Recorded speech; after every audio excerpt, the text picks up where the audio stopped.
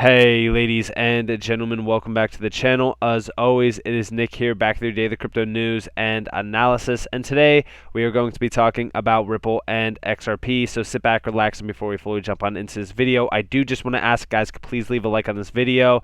It does help the video get out there, it does help the channel get noticed more, and I do greatly appreciate that.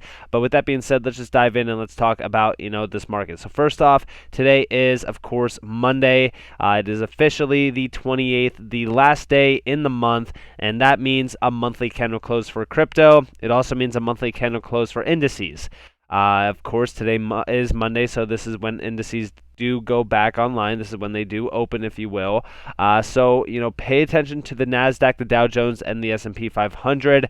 There are going to be significant signs on where this market is actually going to go today.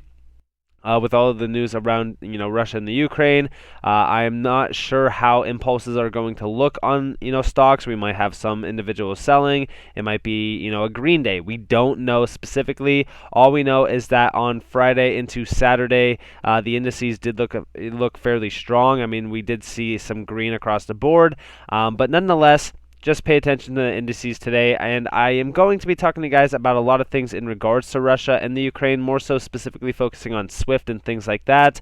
So without further ado, let me stop wasting your guys' time and let's just jump into that. So first and foremost, we do see here breaking news: U.S. banks prepare for cyber attacks. Western governments have warned for weeks that the tensions could spark massive cyber attacks from Russia or its supporters. Some executives said the latest measures may be the trigger. And if you guys don't know exactly what they are talking about in terms of this trigger point, basically, we are seeing a massive attack going on in terms of economic warfare. I've talked to you guys about this in yesterday's video. I've been talking to you guys about, for example, SWIFT kind of collapsing, if you will, for a very long time now. But we have been seeing a lot of connections being made here, and we do see here in coordination with the U.S. And as well as many other nations, I will now propose new measures to EU leaders to strengthen our response to Russia's invasion of Ukraine and cripple Putin's ability to finance this his war machine. And we do see here, first, we commit to ensuring that a certain number of Russian banks are removed from SWIFT. It will stop them from operating worldwide and effectively block Russian exports and imports. And also, we do see here, second, we will paralyze the assets of Russia's central bank. This will freeze its transactions, and it will make it impossible for the central bank to liquidate its assets. Now, I talked to you guys about something like this yesterday.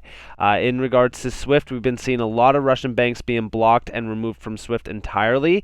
I honestly think that this is going to lead to a massive disruption in the SWIFT network. I've addressed this. I've talked to you guys about this. But when we are talking about these major cyber attacks, I do think that we are going to be seeing the banking system, being targeted. I think that we're going to see a lot of cyber attacks, not only in the banking area, but also around the world in terms of major networks. We're talking about cloud services. We're talking about internet outages.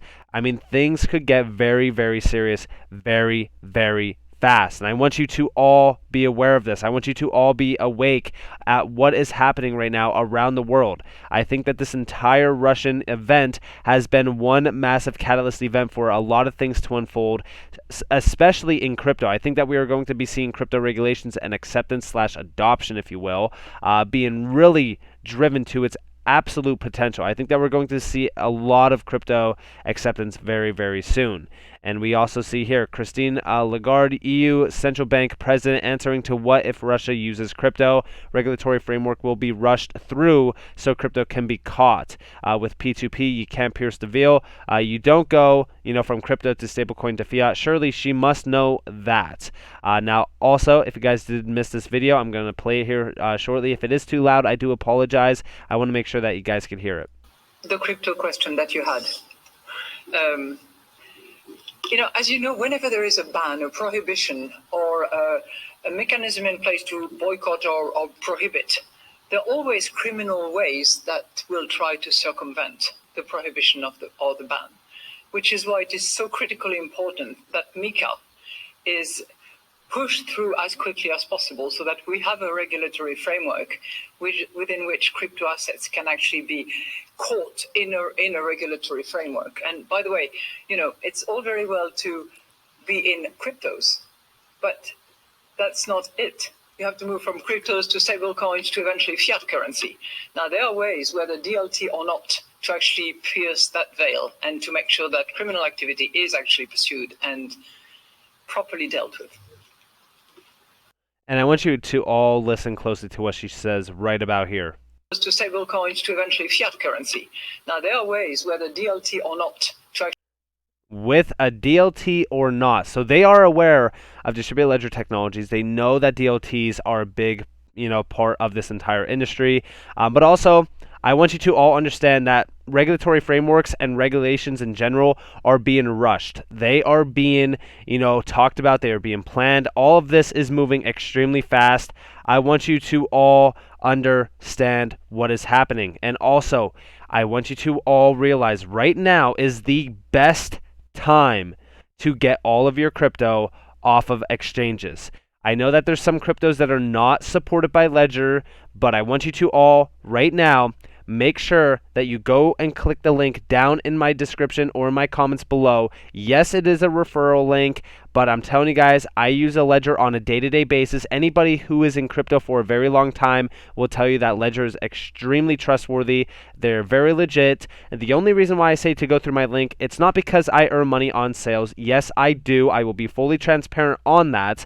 But also, it's the idea that it is a link to the direct website. You guys don't even have to use my link. Just go to Ledger's website and purchase a Ledger off of their website instead of a third-party seller, because a lot of those are tampered with. But the reason why I say this is because right now we are seeing massive attacks going on. We're seeing attacks going on in terms of even crypto exchanges. Crypto exchanges are being targeted now. We're seeing a lot of crypto being stolen, a lot of crypto being hacked, and I want you to all prepare your crypto to be safeguarded. Ledgers are in cold storage. They are offline. They are the most secure your crypto could be, and they are in your custody. They are your keys, not an exchange's keys. I want you to all prepare for anything that is going to happen, because we do not know the next major turning point in this market currently with any attack that is going to go on next. We also see here, good morning from Germany, where German banks have direct financial exposure to Russia of just $5.2 billion according to BIS. But banks from France, Italy, and Austria are way more vulnerable to Russia, which could suffer a banking crisis after decoupling from SWIFT. We do see here is Germany, as you guys do see. You can see the total amount there. It is almost $5.2 billion. I want you to all realize that this massive SWIFT decoupling is going to be absolutely catastrophic for the entire banking system. Things are going to get very, very bad very soon, especially with a lot of the things that are unfolding within the SWIFT network. Now, the best part about this is, of course, the turning point would be to choose a major network. And I'm not saying for certain that XRP is going to be the chosen one. I don't want to say that because it's just not true. We don't know exactly what will be chosen, but a major network is going to have to step up to the batting cage. And I think that when we are talking about XRP with RippleNet, we have a clear-cut and dry winner. Of course, there's other major networks out there that are doing incredible things, but I definitely think that Ripple is stepping up to the plate, and I definitely think that when we are talking about Ripple, they have built this massive network for the last decade, and they are prepared for anything and everything that is going to be happening. And I definitely think that they have prepared for this day specifically because they have been talking to you guys about Swift for a very long time. And the reason why I say that they've been talking to you guys is because they have been doing massive, I would say it's almost like webinars, if you will, talking about digitization, tokenization. They've been setting up massive meetings around the world for the past few years as well, talking about, this technology. They have prepared us for this. We also see our breaking news. India is exploring ways to set up a rupee payment mechanism for trade with Russia. Pay attention. Things are moving very fast now. India is exploring ways to set up a rupee payment mechanism for trade with Russia to soften the blow on New Delhi. And I hope that I'm saying that name right. I'm probably saying it wrong, and I do apologize. But the reason why they are doing this is because of exactly what I said over here, or I should say what I read, in terms of those imports and exports. A lot of these areas around the world rely on Russia, but the issue is that we are seeing a lot of problems now in terms of cross-border payments and payments in general to really kind of fund a lot of these operations. There's a lot of major problems occurring because of this massive SWIFT announcement, or sanction, if you will. We also see here Vladimir Putin. The dollar enjoyed great trust around the world, but for some reason it is being used as a political weapon, imposing restrictions. Many countries are now turning away from the dollar as a reserve currency. US dollar will collapse soon. And I'm not going to play this video because it is, in Russian, but basically this is exactly what he says in this video. He's basically talking about how it is a universal payment currency, but he is saying that they will collapse soon. The US dollar will collapse soon. And honestly, when we are talking about the collapse of the US dollar, it all starts with one name. You guys know what that is? It's SWIFT, right? I said pay attention to all things SWIFT right now, especially if you hold XRP. If you know, you know. And the reason why I said to, pay attention to SWIFT if you do hold XRP, it's because RippleNet, aka Ripple, has been building out this massive network for so long, preparing for these days. They know exactly where they are positioned. They know exactly where the US is positioned in terms of regulatory frameworks and regulations in general. It is only a matter of time. And we even see here, this is from Brad Garlinghouse. Now, I know a lot of individuals are always talking about one specific thing. You know what that one thing is? Hey, why would they use XRP when it's so volatile instead of, fiat currency, for an example, right? Well, listen closely to this video.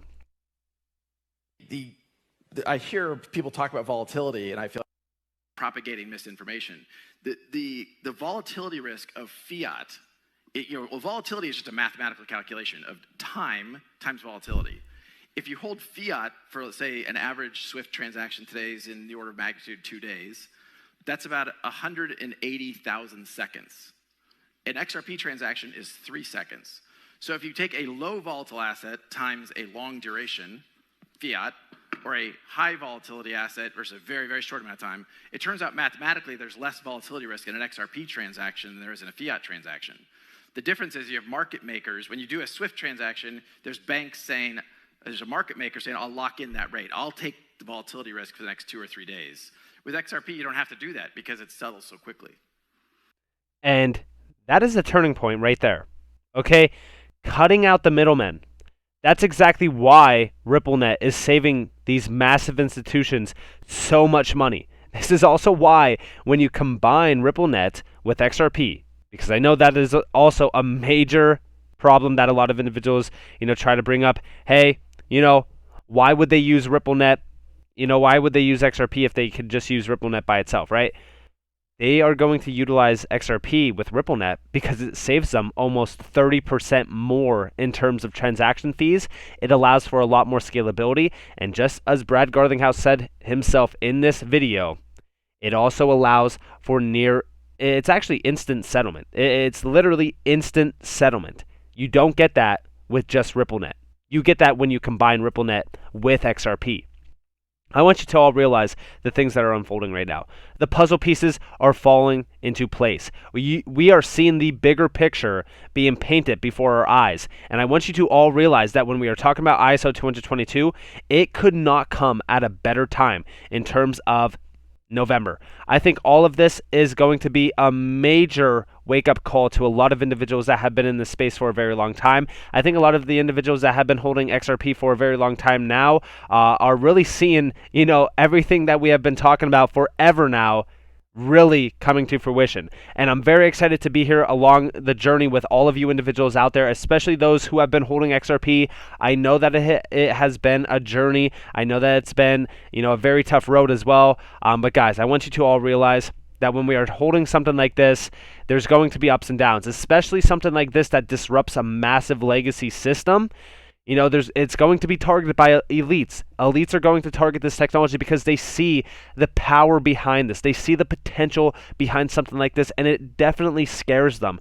It frightens these bankers because they know that without SWIFT, those middlemen are being cut out, and they are not getting those massive fees that are charged on every single one of these cross-border payments or payments in general that have to utilize the Swift network. So with all of that in mind, I hope that you guys enjoyed this video. If you guys did, definitely leave a like, subscribe, turn notifications on if you guys want more free content. You guys are more than welcome to follow me on Twitter and join the free Discord down in the description below.